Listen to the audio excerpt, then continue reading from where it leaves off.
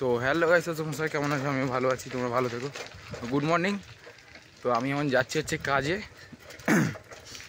এই যে আমার ড্রেস আপ, এই যে মাদের রাস্তাতে আমি কাজে যাচ্ছি।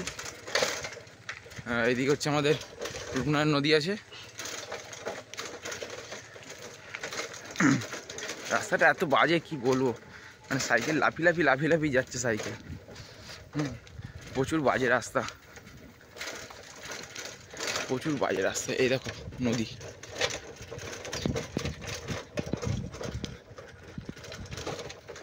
নদীটা দেখতে পেলে তোমরা। খুবই বাজে রাস্তা, কি বলবো, বড় বড় গর্ত, ইট ফিট উঠে আছে। চলো দেখতে থাকো, আমি যাচ্ছি কাজে। কাজে যাই, সেখানে হচ্ছে শরৎচন্দ্রের বাড়ি আছে। শরৎচন্দ্রের বাড়িটা তোমাদেরকে দেখাচ্ছি।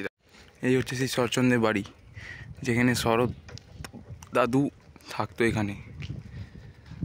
আর আমার দাদুর সঙ্গে প্রচুর ফিল ছিল শরৎবাবুর। এই হচ্ছে সেই শরৎবাবুর ঘর, শরৎচন্দ্র চট্টোপাধ্যায়। এই হচ্ছে সেই শরৎবাবুর ঘর।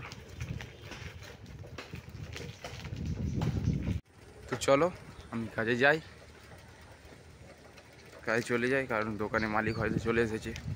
অনেক দেরি করে উঠে পড়েছি আজকে, অনেক দেরি হয়েছে।